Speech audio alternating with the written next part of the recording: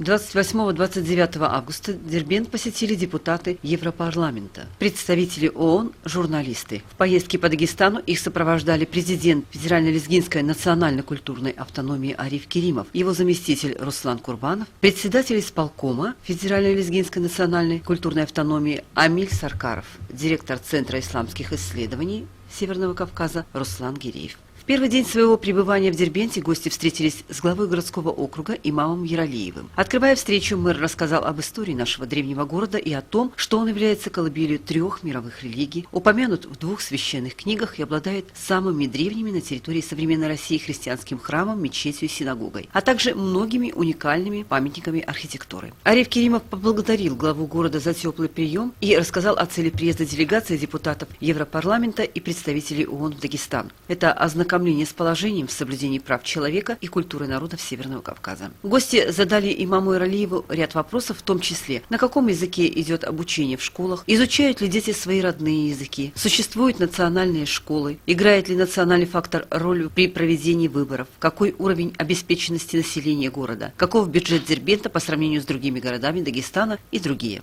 На следующий день гостям была представлена большая экскурсионная программа, в ходе которой они посетили синагогу.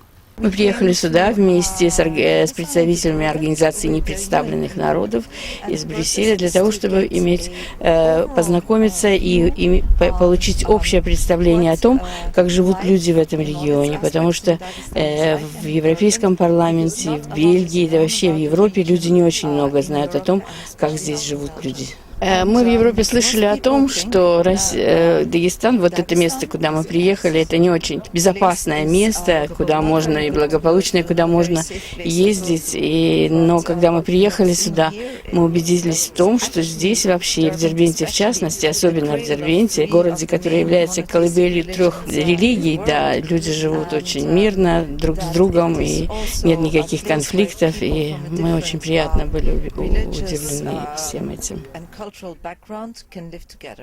Мы сейчас находимся на территории, где проходят археологические раскопки. Это очень интересно. Мы не знали, что на территории Дербента находится самая древняя ортодоксальная церковь в Европе, да, находится здесь, на территории. Мы об этом раньше не знали. Это производит огромное впечатление. Я думаю, что значимость этого сооружения, она выходит далеко за пределы и Дербента, и Дагестана, и России. В целом, поскольку она включена в список наследия ЮНЕСКО, и это действительно грандиозное сооружение, и мы очень впечатлены тем, что увидели все это.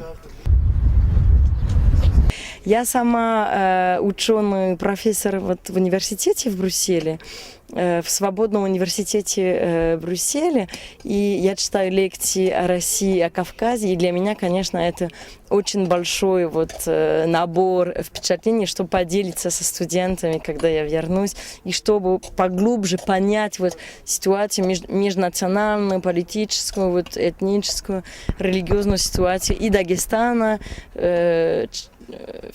часто, особенно и Кавказ, и на Кавказе. Здесь гостям показали все помещения, здания, зал для молитвы, музей прикладного искусства, большой конференц-зал. Побывали они и в детском саду, разместившемся в здании синагоги, где фотографировали детей и с удовольствием с ними общались.